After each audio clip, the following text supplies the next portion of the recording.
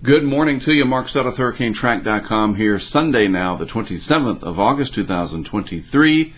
And on my update today, before I hit the road for Florida, I want to talk to you about the lessons that we hopefully learned from Ian, among many. One of those is the track and the shape of the Florida coastline. A little bit of math here. It's all about angles and the cone of uncertainty and what that does and does not mean. As we track Tropical Depression 10, eventually this will become Tropical Storm Idalia and more than likely a hurricane in the Northeast Gulf. But where this makes landfall obviously is going to have huge implications on who is impacted, what those impacts are, and what the severity of those impacts are. As you can see just from the thumbnail graphic, it is forecast to make landfall in the Big Bend area. South and east from there, a huge population area, including the Nature Coast down towards Tampa, St. Pete, and areas farther to the south from there. Yes, it is a big difference when you bring something in near Horseshoe Beach, south and east of St. Mark's, between Cedar Key and St. Mark's. Still very impactful up there, and people live up there, but the major population centers, as you can see on the graphic, not in the cone of uncertainty. Does that mean there won't be impacts? Absolutely not. So let's take a look. It doesn't mean that. That's what I mean. So let's take a look at everything here, all right? Hurricane Center homepage. There's TD10. Here we have Hurricane Franklin. And then this is Invest Area 92L, which is pretty much done. And then we do have other areas that we need to watch closely over the next, several days. Never know where this could end up. And I think we're eventually going to get something that gets outlooked, as we call it, in this area. There's a disturbance trying to move through that could try to develop on its way towards Central America over here. The European and the GFS both hinting at that. So here's the busy track map. We don't want to ignore the East Pac. No worries in Hawaii. This system will die out. This is TD10 in the East Pac. So EP, Eastern Pacific TD10. No worries there. By the way, this is our interactive tracking map over at the HurricaneTrack Insider site. Our patrons that support this project, they developed this, and they're the ones that have access to it. It just makes sense as investors. But yes, you don't have to worry about this if you're in Hawaii. What we do need to focus on here are the impacts from two distinct systems. We have Franklin that is generating swells already. Those swells are going to begin to affect the southeast coast, the northern-facing beaches of the Caribbean islands, and then, of course, we need to be watching TD10 here that'll eventually become Idalia. And by the way, as far as I know, that is how you pronounce it, not Idalia or whatever. From what I understand from my friend Marcel, it is Idalia. Hopefully I'm saying it right. So get used to it, all right? And so what are the lessons that we learned real quick here? I want to go into this. Very important. From Ian. Well, we're going to get there. First, though, let's take a look at the satellite animation. There's TD10 still trying to organize. Luckily, the trends that we saw yesterday didn't just completely go straight forward, almost like exponential. I mean, not really, but it seemed like it. Now we're in a more slow developing pattern, which is a lot better than what we were seeing yesterday. We didn't need this thing ramping up and becoming a hurricane today. That would be absolutely awful. There's Franklin, and Franklin's on its way to becoming a major hurricane at some point. And then we got to watch some of this energy over here. I think it'll make its way into the Caribbean and could be an impact event for our friends in Central America. Zooming in on Franklin a little bit here. Look at that. Definitely starting to ramp up there. In the Southwest Atlantic, Bermuda up here, you will have some impacts from it. Maybe some showers, maybe some increase in wind, and certainly, depending on the way the swells come in, there will be ocean impacts by way of big surf. Big surf also along all these north-facing beaches down here. That includes, anything that basically faces the direction of where these swells will be incoming from. You're going to get some major swell coming in and breaking surf, that kind of thing, big waves, rip currents. High surf advisories might be needed. Not my department. That's the National Weather Service that does that. But this is going to be problematic because people are still going to the ocean. It's nice and warm out there still. Be very careful in the days ahead. Can we please have 0 deaths from rip currents from Franklin? I would really appreciate that. I'm going to be selfish about it. Without you watching these videos, there's really no reason for me to do this. Yes, I'd still do it, of course, but I want you around, all right? And you have to be careful out there. If you know people that are getting ready to go to the beach and they're really looking forward to getting in the ocean, just tell them to take it easy. Maybe just stay up to their knees or something like that, especially if they're not very good at swimming and so forth. Surfers, though, Franklin is a gift. You be careful as well. I know you're a lot younger than me, most of you that surf, and that's fine, but I'm just, you're important too, right? Even though you're good at it out in the ocean, in the surf, you need to be just as careful, okay? Care about all of you guys, all right? So here is TD10 trying to organize. Luckily, again, what we saw yesterday where it looked like it was just going to take off, slower to develop. So that's a good thing overall. Nevertheless, it can still ramp up very quickly before landfall. We have seen that over and over again. Laura 3 years ago, Harvey 6 years ago, Michael now coming up on 5 years ago this October. Had to keep them all straight. We know that rapid intensification is a possibility, especially in the Gulf of Mexico. So this is the infrared satellite. Lots of bubbling going on. No banding features just yet. Once we see this on visible satellite later today, we'll get a better idea of how the structure is. And recon will be going out there today. There's going to be a lot of reconnaissance aircraft missions flown in and around this system because it is a big deal. Now, the very important part of the, I put it up here, lessons from Ian. So let's get to that. So this is from my good friend Mike Watkins, known him since at least the early 2000s. And I thought this was a very relevant and important tweet that he put out. And yes, I know it's called something else. I will always call it tweets and Twitter. He says, don't forget, Ian was east or right, whichever way you want to look at it, of every National Hurricane Center forecast track before landfall. Both situations are not the same. I get that. But the big lesson that we learned from Ian, among many, I think the biggest, is not focusing on the exact track and understanding the impacts. That being said, let's expand this graphic that Mr. Watkins put out there. This is from the Tropical Cyclone Report, page 66, I do believe. That's what it looks like there. Figure 26. And you see the landfall, which is this right here. I'll highlight it. That's the landfall. That's the best track there. These are all the other track forecasts previous to that. Ian was always to the right. And originally it looked like it was going to go up maybe, as you can see, very similar to what we're seeing here with TD10, Big Bend area, then a little bit more to the south near the Nature Coast, a little bit more to the south near Tarpon Springs or something like that, and then maybe north of Tampa, then through Tampa, then Sarasota. You get what I'm getting at here? And we all know how it turned out. We know what happened next. It made landfall in Lee County, very close to Fort Myers Beach in the right front quadrant, and the horrifying results thereafter. This could happen again either way with TD10, maybe more to the left of track or more to the right of track. The 5-day forecast, well, it's, we're well within 5 days. It's going to make landfall probably sometime Wednesday. But just keep this in mind. Track forecast is good. There's a lot of improvement that has been made with track forecast, but it is still prone to errors. And the shape of the coastline here, let's go back to the tracking map, our interactive map. You take this and you just change the trajectory just a little bit, and it comes right over Cedar Key, a perpendicular hit. And this is just an example. Then you're going to push a lot more water, especially if we have a larger wind field, and we don't know about that yet.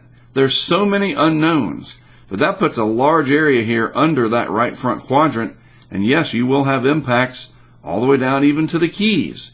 A rise in water levels, incoming ocean waves, the swells from the Gulf. And this will be coming in, approaching full moon. Not that it matters too much in the Gulf of Mexico. That's more of an Atlantic concern. The astronomical tides The Gulf of Mexico not as prone. Still matters a little bit. The moon's effect pulls on the earth, and yeah, you get a little bit of an extra rise in the tides. So that is just something to keep in mind. The angle of approach, and as you can see right now, Tampa not in the cone of uncertainty, or the cone of probability, or whatever you want to call it, which has nothing to do with impacts or the word it. Oh, look at that. It is forecast to come up here where very few people live. Just to the right side of Appalachia Bay there. St. Mark's is up there at the top. You can't see it as a place name on this map, unless I zoom in more. And you say, well, Tampa, St. Pete, we're golden. Sarasota, we're golden. I say, hogwash. No, you're not. You don't know that. Just like we don't know for sure that it could come up inland over here, perhaps, and then Mexico Beach is right back where they don't want to be. Just as an example. Okay, we have to keep these things in mind. There is more to it than just what you see right now with lines and polygons and shapes. It is about the impacts, and the impacts could be substantial along the west coast of Florida, and it's all going to depend on how large the wind field is and what the intensity is as this comes in. And make no mistake, these little ones you see here, this could quickly change.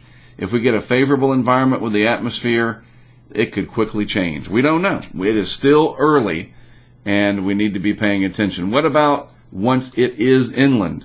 A severe weather threat will develop over here in that right front quadrant. I can almost guarantee it. We need to keep an eye on that. This goes almost right over my house if you just look at the skinny black line, as they say. Tropical storm conditions probable for the Carolinas and Georgia as well. So this, assuming it becomes a hurricane, this will be your hurricane as well, the leftovers of it, as a tropical storm. We will talk about this more tomorrow because we'll have more focus on this. The other issue is if this cuts more this way and then gets out over the ocean, then you have less impacts up here. It could re-strengthen again, and we're going to have to just see where does it go. And then, as if this was not complicated enough, believe it or not, a lot of what happens with TD10 relates to what happens with Franklin. And I'm going to try to explain that as we go over the computer models here in just a little bit. All right, so we've already looked at these satellite imageries, and here's that tweet from Mr. Watkins.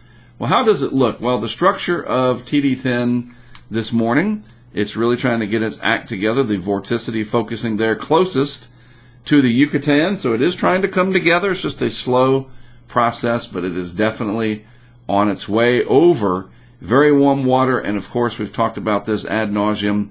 The water temperature is in its path, way warm enough to support very intense hurricanes. We know that. Now we just need to see what shakes out. All right, so here is the GFS from the 6Z run. That means it was initialized at 2 a.m. Eastern Time. We are looking at about 10 meters in the atmosphere, about 30-something feet up, and the mean sea level pressure. And there's Franklin right there. And let's use red to make everything pop better. There's Franklin. Here's TD10. And here's what happens over the next few days with both features. You see Franklin really intensifies, goes between Bermuda and Cape Hatteras. Meanwhile, later on in the game here, that is when TD10 becomes a quickly intensifying hurricane. And on this scenario of the GFS, it makes landfall just east of Apalachicola. And that in and of itself would put a sizable surge into the Big Bend area. I mean, St. Mark's, wow, that would be, I've been there many times. Cedar Key, Horseshoe Beach, elsewhere, Steinhatchee, no, this would not be good at all. But look at that wind field there. Again, this is 10-meter wind. All right, 30-something feet off the ground, tropical storm force winds, according to the legend. You could still drive a few feet of water into Tampa Bay. So this is just one model. This is 78 hours out. You see what happens? It makes landfall. It comes into the southeast and then kind of dies away really quickly there. Kind of surprised at how fast it falls apart. It doesn't really hold its own too much. Then let's look at the Euro. Now the Euro is from a few hours earlier. This is the 0Z. I don't have enough 6Z data to show you right now. I don't think. Let me just check to make sure. We will refresh this, kind of do it live, as they say. Go back up here to forecast models. Go to the ECMWF. Let's just look at the... All right, so here at least is what Levi calls the fast version, the EC fast. I don't think there's enough of the full version. There's 0Z. Yeah, just making sure. Want to make sure we get everything right. So let's at least look at... This is 24-hour increments. That's the problem, so to speak. And we have to look at a different part of the atmosphere here. That's not what I wanted. I want that, because that shows me... Well, it's still not showing me what I want. Height and wind. That's it. Sorry. Early morning for me. Still adjusting. So at least we do have this out to the full 72 hours. So this is a little bit helpful. So that's the GFS, and it's showing a landfall, let's just presume, just east of Apalachicola from the 6Z. The 6Z Euro starts to crank this up at day 2, and then finally by day 3, and that's as far as we have on this, looking like it's going to be a little bit more east. Now, if we do go back to the 0Z, which was just a few hours earlier, and on this one we can look at the full resolution, and we can look at the same 10-meter wind and mean sea level pressure. This is what happens with the Euro, right over the St. Mark's area, and it still ramps it up as a hurricane right before landfall as well. So, a couple of things to note. Will we see, or even questions to ask, a period of rapid intensification? We don't know. Intensity forecast is the hardest part of dealing with tropical cyclones. They can ramp up very quickly, they can fall apart very quickly. So many intricate details about how this interacts with any kind of jet stream activity, so to speak, to the north. What could shear it could also make it very efficient at evacuating the air out of it, like we saw with Michael in 2018 and with Ian last year. Just the right interaction with the trough helps to ventilate a system rather than shear it, and we just don't know. The hurricane-specific models, the HWRF and the newer HAFS, it's a newer hurricane-specific model, they're both pretty aggressive, and they're both lined up, so there is some consistency with those. These are global models. These are not meant for intensity, so keep that in mind as well. So still a lot of unknowns. Once we get aircraft recon in and we get better data from those aircraft operations, we will start to know more. All right? A couple of things I want to make sure you are aware of. This is one of our partners, and you should follow these folks on Twitter. I'm telling you, you're going to thank me later. QuickDam is the name. A lot of solutions for flooding, not just for, and by the way, very, very important to note, not for salt water mitigation. Flooding from fresh water, rain, sewage, right? Whatever. Fresh water, not for salt water. Salt water makes the product basically ineffective. It's just the way it goes. There are sandbags and other tools for salt water, absolutely. But for freshwater flooding problems, give these folks a follow. I think that's the best way to really learn about them. Follow these guys on Twitter. Really amazing stuff. I'm bringing several of their products with me. Hey, there's me. And one of their incredible products, the Floodgate, a huge apparatus that keeps water, and that does work in salt water because it's a different piece of technology. But check them out on Twitter. I'm bringing some of this stuff with me. I'm going to work with some of the people I know, including the Cedar Key Fire Department, and arm them with some of these things and test them in real time. These are available among other places, but the most ubiquitous right now, especially for you folks in the Sunshine State, trying to help you out here, you can get these at Home Depot. They're already there. You go look for them. They might have a display, usually in the plumbing area. And look, you can use these to weight down tents, pop-up tents, and they are water activated. You do not have to fill them up with anything. They have this powder stuff in there, pretty cool stuff, and they are water activated. So you can get a box of them, and they weigh next to nothing, and you let the water do the work. All right, so check them out. Follow them on Twitter. QuickDam, pretty cool, and it could be very useful. And the shelf life, 10 years. so you don't have to worry about rotting sandbags. We are supported by Patreon or on Patreon. We call them our friends of the project. And you can go to patreon.com/HurricaneTrack. And this is what you have access to as an investor in our project. We give you something back. It's not just a subscription or you buy an app. The app days for me are over. I like this. I like this interactivity. All of our stuff works on mobile devices. We can update it so much easier than dealing with an app per se. So get the Patreon app, search for Hurricane Track. We link it up with our Hurricane Track Insider site. And then you have access to our camera systems and the interactive map and a lot more, including our Discord server. And it's just amazing. Our podcast, crowdfunded through Patreon, helping you help me, as they say, to help you. And we have to figure all this out and try to stay calm with all the other stuff that's going on in the world, dealing with this, looking at the past, like I said, maybe learning something from Ian to help us. Hey, look, let's don't ignore this if we are in the Tampa Bay area. Not saying it's a direct threat, but we don't want you to be caught by surprise either. All right?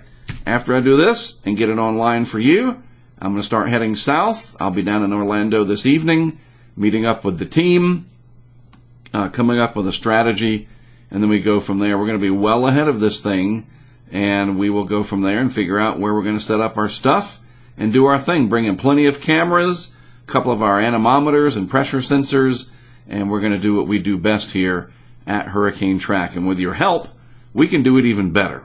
Absolutely. We'll be live on YouTube, probably starting tomorrow as we go out and start scouting as we get ready for what will be, more than likely, Hurricane Idalia and its impacts on Florida.